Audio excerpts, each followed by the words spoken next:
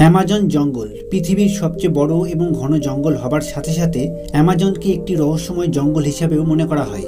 সবচেয়ে বিশাল versatile biodiversity এই জঙ্গলের মধ্যে শ্বাস নিয়ে থাকে। পৃথিবীর সবচেয়ে আজব এবং রহস্যময় জিনিস আপনি এই জঙ্গলের মধ্যেই দেখতে পাবেন, সেটা হোক কোনো প্রাণী, উদ্ভিদ কিংবা আদিবাসী মানুষ।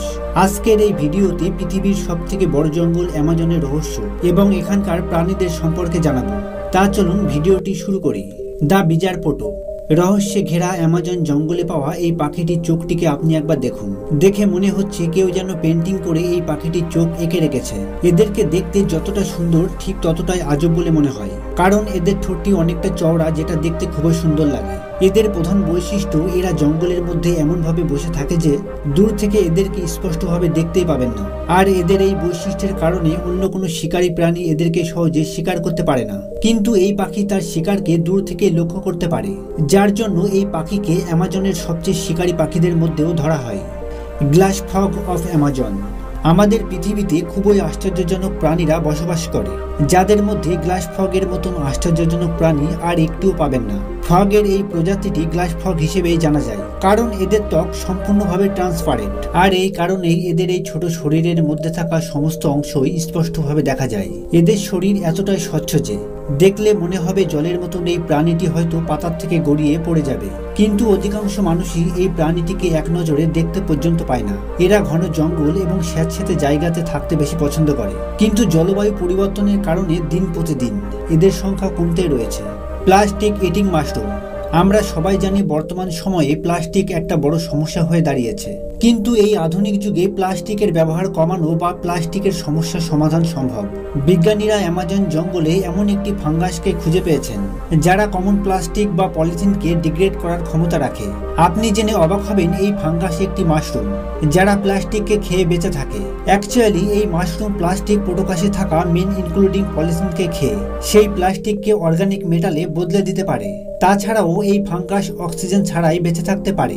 তবে ভাবুন, ভবিষ্যতে এই মাশরুমকে প্লাস্টিক পরিষ্কারের জন্য ব্যবহার করা হতে পারে, কিন্তু একমাত্র মাশরুমের দ্বারাই মানুষের তৈরি এত বিশাল প্লাস্টিক পরিষ্কার করা হয়তো সম্ভব হবে না। তবুও তারপরেও বিজ্ঞানীরা এটাকে নিয়ে গবেষণা করে চলেছে। Pink dolphin.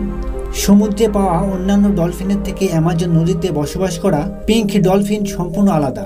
এই ডলফিনের দেহের রং পিঙ্ক রঙের হয়ে থাকে। অনেকে মনে করেন পিঙ্ক রঙের ডলফিন কাল্পনিক, বাস্তবে এর কোনো অস্তিত্বই নেই, কিন্তু অ্যামাজন নদীতে গেলে এদের দেখা আপনি অবশ্যই পাবেন। আসলে এই ডলফিন অ্যামাজন নদীর স্বচ্ছ জলের মধ্যে বসবাস করে। এদেরকে নিয়ে বিজ্ঞানীদের মধ্যে অনেক কৌতূহল রয়েছে, যার উত্তর আজও তারা খুঁজে পাননি। তবে অ্যামাজন নদীতে প্রায় 10,000-এর থেকেও বেশি পিঙ্ক ডলফিন বসবাস করে বলে মনে করা হয়। The boiling river. অ্যামাজনের রেইন ফরেস্টে অবস্থিত এই নদী বিজ্ঞানীদের নজর থেকে বহু বছর লুকিয়ে ছিল। অনেক কথা সাহিত্যে অ্যামাজনের এই বয়েলিং রিভারের উল্লেখ আছে, কিন্তু বহু বছর ধরে এই নদীর সম্পর্কে কোনো তথ্য বিজ্ঞানীরা খুঁজে পাননি। কিন্তু যখন এই নদীটি বিজ্ঞানীদের নজরে আসে, তখন তারা বুঝতে পারেন এটি পৃথিবীতে থাকা সবচেয়ে বড় থার্মাল রিভার, যার জল সারাক্ষণ টকবক করে ফুটতে থাকে। এই নদীটি সেন্ট্রাল অ্যামাজনের পেরুর ঘন জঙ্গলে অবস্থিত। আপনি নদীটির যত উৎপত্তি স্থলের দিকে যাবেন, ততই এই নদীর তাপমাত্রা বাড়তে থাকবে, আর একটি সময় দেখবেন এই নদীর তাপমাত্রা 132 ডিগ্রি সেলসিয়াস পর্যন্ত বেড়ে গিয়েছে। আসলে আশেপাশে জ্যান্ত আগ্নেয়গিরি থাকার জন্য এই নদীর তাপমাত্রা এত বেশি। এই নদীর আশেপাশে অনেকগুলি থার্মাল ওয়াটার ফলস রয়েছে, যার মধ্যে একটি প্রায় 20 ফিট পর্যন্ত লম্বা। দেখতে এই নদী যতটা সুন্দর, জঙ্গলের প্রাণীদের ক্ষেত্রে এই নদী ততটাই বিপজ্জনক। একবার এর মধ্যে যে পড়েছে তার মৃত্যু অবধারিত। Amazon tribes. তা চলুন এখন অ্যামাজনের জীবজন্তুর থেকে সরে গিয়ে অ্যামাজন জঙ্গলে বসবাস করা আদিবাসীদের সম্পর্কে জেনে নিই।